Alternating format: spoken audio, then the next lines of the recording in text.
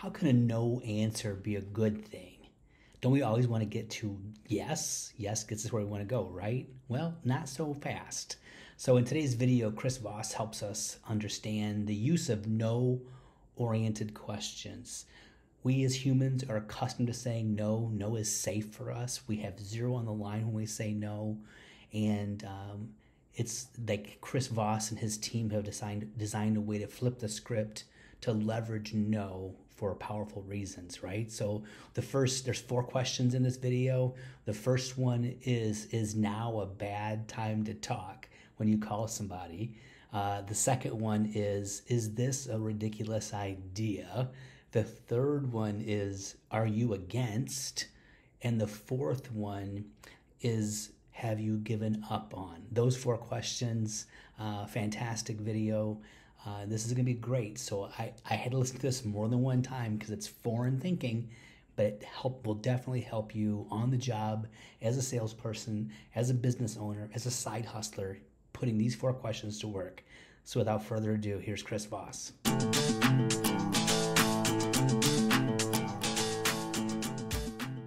Number 1, is now a bad time to talk. Look, this is a great way to get started on relearning a lot of your communication skills into the Black Swan method. And one of the greatest and simplest ways is to start with no-oriented questions in place of a question you ask all the time. And a question you ask all the time is, have you got a few minutes to talk? How many phone calls, how many interactions have you started out with, have you got a few minutes to talk? That's a yes-oriented question. We hate yes, we love no, and this is how you begin to make the transition and begin to take power. And I'll explain to you in a little while how just a switch from yes to no can probably increase your close rate at least 23%. So, instead of have you got a few minutes to talk, is now a bad time to talk. Now, there are only 2 answers to this question. This happens all the time. You only are going to get one of 2 answers. A person is either going to say, no, it's never a bad time to talk. What do you got? And you've got their complete attention, which is what you were after to begin with. Or they're going to say, yeah, it is a bad time to talk, but I can talk Tuesday at 2. If it is a bad time to talk, they always give a great time to schedule a call where, again, you've got their undivided attention. Now, what's the problem with have you got a few minutes to talk? Ask yourself, what do you feel when somebody asks you, have you got a few minutes to talk? All these things go through your mind. What do you want to talk about? Do I want to talk to you? How long is a few minutes? The point is, and when all these things are going through someone's mind, they're not listening to you. So when someone says, no, it's never a bad time to talk to you, they've completely cleared their mind and they're prepared to talk to you. Now, what if they just say yes and they don't give you a good time to talk? I've seen people ask this on LinkedIn all the time. This is insane. How stupid is that? Do you really want to talk with someone when they've just told you it's a bad time to talk? You really want to keep them on the phone with you while they've just said they don't want to talk and it is a bad time to talk? Next question, please.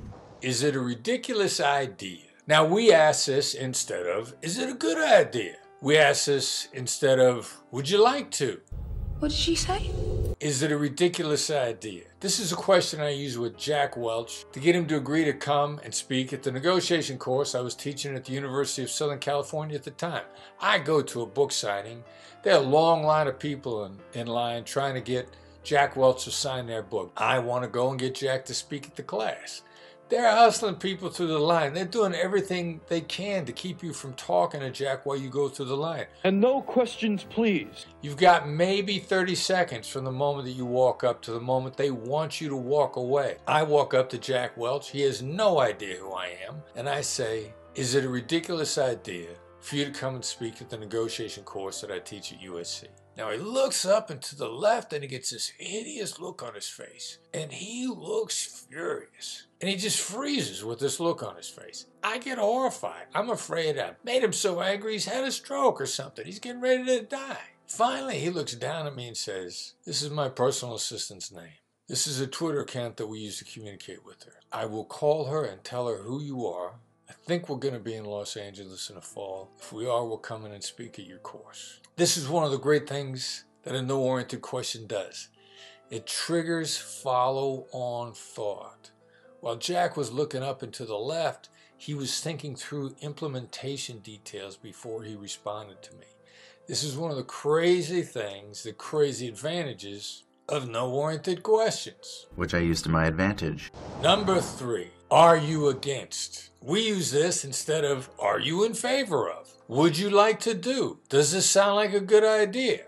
Are you against? And then name whatever it is. One of the times this worked great was we were teaching to some people in the healthcare industry. One of the women in the room who worked on behalf of this healthcare company had been trying to get a head nurse in a particular hospital to implement a program. The head nurse had been adamantly against it. She was always saying no, no, no, no. This is one of the things that's interesting. People get into the mode of always saying no. This is why no-oriented questions works. She wanted to test the idea to see if we could get no-oriented questions to work. She walks out of the room, she calls the head nurse and says, are you against? And then asked her to implement the program that she'd been trying to get the head nurse to say yes to for weeks. When she simply went from a yes response to a no response, are you against? The head nurse said, no, I'm not against it. And they made the agreement on the spot. She turned around and walked back into the room and said, you guys are not going to believe what just happened. She went out and got an agreement on the spot with a no that she hadn't been able to get previously. Deal. Deal? You'll find that people suffer, all human beings suffer from something known as decision fatigue. They can only make so many decisions in a given day. And they're beginning to run out of energy for decision making sometime after lunch in the afternoon, and they begin to get drained. People can answer no-oriented questions even when they're decision fatigued. Now, how can I prove this to you? Several years ago, I had the pleasure of meeting Robert Herjavec. Robert Herjavec, very generous guy. Got introduced via an email, mutual friend. We go to lunch, steakhouse in LA. He happened to have an office just down the street from where I was living at the time. And it was my favorite kind of lunch. Free. He paid. Number 1 indicator of how generous a guy he is. Number 2, I got 90 minutes with him. So at the time, we're getting ready to teach the Black Swan method at a live training session in New York. I offer him a free ticket. Now, I don't expect him to come. I think he's going to send one of his top guys. I want them learning the Black Swan method. He looks back at me and says, how many can we buy? So we're going back and forth with his team over how many tickets they're going to buy. Brandon Voss, the president of the Black Swan Group, calls me on the phone and says, we can't get a commitment out of Herjavec's people, and we're getting ready to sell the event out. Our tickets are expensive, and they sell out because the Black Swan method is that good. People want the value. Brandon says to me, if you don't get Herjavec to commit to the tickets now, then we're going to be sold out by tomorrow morning. He's not going to get any. It's sold out. Now, I'm in Los Angeles at the time. Brandon's on the East Coast, which means he's got a 3-hour advantage, or we've got a 3-hour disadvantage in Los Angeles, and it is 4:30 in the afternoon. And one of the additional problems is we got to get this executed because by the time the business day starts in LA, it's 3 hours into the business day. On the East Coast, it's almost lunchtime. I got to execute this now. I send an email to Robert Herjavec at 5:03 in the afternoon. Remember the decision fatigue issues? When was the last time you tried to get an answer out of somebody after 5 o'clock at night? I send him a 2-line email. Number 1, is it a ridiculous idea for you to commit to 3 tickets to the event now? Second line, are you against paying for them before the business day starts in New York tomorrow? That email goes out at 5:03. I get a response at 5:04. No, we're prepared to commit to 3 tickets now. No, it's not a problem. My assistant will get back to you within the hour and we will pay for the tickets. And it's all wrapped up at 5:23. Number 4. Have you given up on X? And then name whatever it is. Send that out in a 1-line email with this in the subject. And if you put anything in the body, put only that in the body. Word for word. This is one of these things in the Black Swan method that you have to execute word for word. I once had a woman say, I tried that have you given up line and it didn't work. Tell me word for word what you sent. And she said, well, I thought the way you worded it was a little harsh. So instead of saying, have you given up on, I said, should we give up on having lunch to discuss the project? And I thought to myself, I wouldn't answer that either. Here's a side note. In your choice of pronouns, you'll notice that a lot of times people default and say we when they mean you. Let's be honest. Change your we's to you when you mean you. The other side will actually appreciate it. But this is a common problem that people do in their pronouns. Be really careful. If you mean you, say it. Have you given up on? Now, context is important. This has to be something that's ongoing. A number of years ago when we were teaching negotiation at Georgetown, and one of the students in the class, brilliant student at Georgetown, he's working on a fundraising committee. This was several elections back, and they're doing dialing for dollars at night. What's dialing for dollars at night? They call people on the phone, they ask them 3 yes-oriented questions, supposed to be tie down, supposed to be the yes momentum, then you ask for the money. Theoretically, the way this nonsensical theory works is that people got to say yes to the last question. Believe me, they don't have to say yes to the last question. The idea that each yes is a micro-agreement or tie down is nonsense. I can say no. However, it's really common in the real world, and a lot of people do this because much of the real world is monkey see, monkey do, and this is caught on. Well, he goes in that night and he changes the yes-oriented questions to no-oriented questions. And the first question was, of course, would you like to take the White House back in November? So he changes it to the no-oriented question, have you given up on taking the White House back in November? They ran the no-oriented script side by side to the yes-oriented script that night in the morning. They had a 23% higher success rate with the no-oriented script, 23%.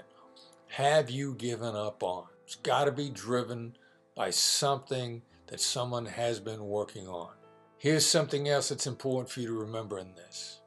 If they've gone silent on you, if they're ghosting you, and this is the response for when someone has gone silent on you, when they're ghosting you, this one line will restart your communication. It will work, and it is a one-shot reset.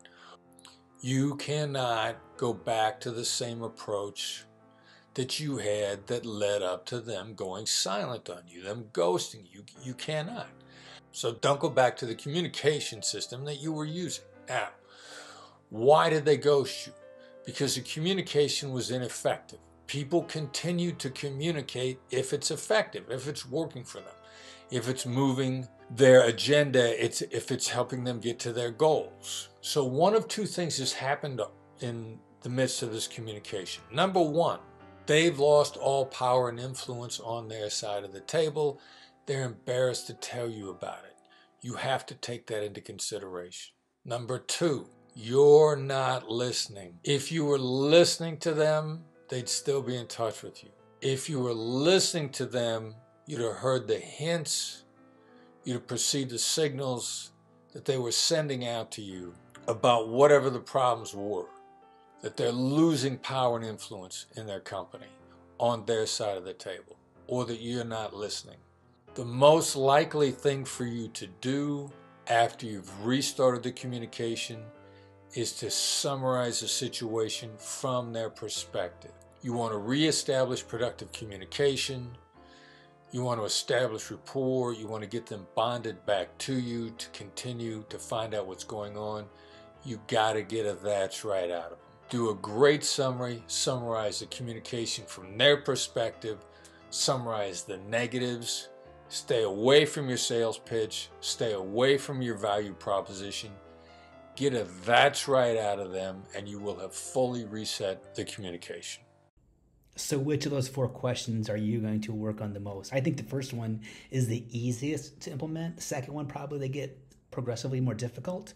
But I think all 4 of them are things we can all do. Just change our behaviors a little bit, and we will see increases in sales, business, whatever it is you need, right? So excellent video. I hope this has been a blessing to you. And so if it has, please like, subscribe, share, and I dare you to profit so that you can practice and promote radical, revolutionary generosity.